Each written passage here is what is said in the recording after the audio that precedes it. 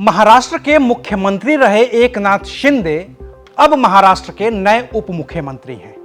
मैं एकनाथ गंगूबाई संभाजी शिंदे ईश्वर साक्ष शपथ घेतो की अजित पवार जो उप मुख्यमंत्री थे वो अब भी उप मुख्यमंत्री ही हैं। मी अजित आशाताई अनंतराव पवार गांभीर्यपूर्वक प्रतिज्ञा करतो की।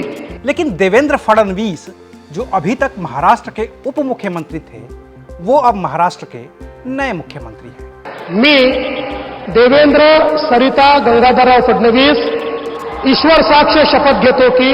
लेकिन जब भारत के संविधान में उप मुख्यमंत्री जैसा कोई पद होता ही नहीं है तो फिर शिंदे और अजित पवार उप मुख्यमंत्री कैसे बन गए? चलिए भारतीय संविधान के जरिए इसको समझने की कोशिश करते हैं। नमस्कार, मैं हूं अविनाश और आप देख रहे हैं एबीपी लाइव। भारतीय संविधान के आर्टिकल 163 और 164 में किसी राज्य के मंत्रिमंडल के बारे में विस्तार से जिक्र है। आर्टिकल 163 एक कहता है कि मंत्रियों का एक समूह होगा जिसका मुखिया मुख्यमंत्री होगा।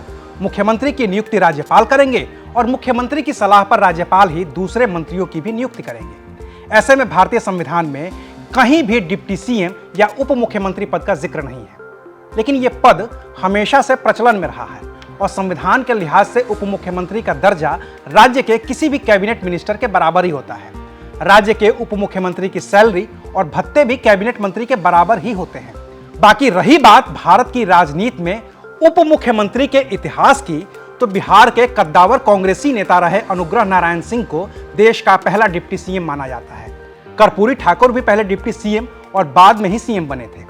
इसी तरह बिहार में जब महामाया प्रसाद सिन्हा पहले गैर कांग्रेसी मुख्यमंत्री बने तो जगदेव प्रसाद और राम जयपाल सिंह यादव उप मुख्यमंत्री बनाए गए। इसके बाद तो लगातार गठबंधन सरकारों का दौर आता रहा और उप मुख्यमंत्री बनते रहे। अब भी महाराष्ट्र में गठबंधन की ही सरकार है और महायुति में बीजेपी के अलावा शिवसेना और एनसीपी है, तो शिवसेना एनसीपी के दोनों नेताओं को उप मुख्यमंत्री बनाया गया है। बाकी इतिहास की ही बात करें तो जब से देश की राजनीति में कांग्रेस कमजोर हुई और गठबंधन सरकारों का दौर आया, प्रदेश में डिप्टी सीएम और देश में डिप्टी पीएम जैसे पद गढ़े गए जिनका संविधान में कोई अलग से जिक्र नहीं था। हालांकि जब देश आजाद हुआ और जवाहरलाल नेहरू प्रधानमंत्री बने तो सरदार वल्लभ भाई पटेल को उप प्रधानमंत्री बनाया गया था। बाकी मोरारजी देसाई, चौधरी चरण सिंह, चौधरी देवीलाल और लाल कृष्ण आडवाणी भी देश के उप प्रधानमंत्री रहे हैं। तो कुल मिलाकर बात सिर्फ इतनी सी है कि संविधान में उप मुख्यमंत्री या उप प्रधानमंत्री जैसा कोई भी पद नहीं है और राज्य में उनका दर्जा कैबिनेट मंत्री और केंद्र में भी उनका दर्जा कैबिनेट मंत्री के बराबर ही होता है। शुक्रिया, आप देख रहे थे एबीपी लाइव।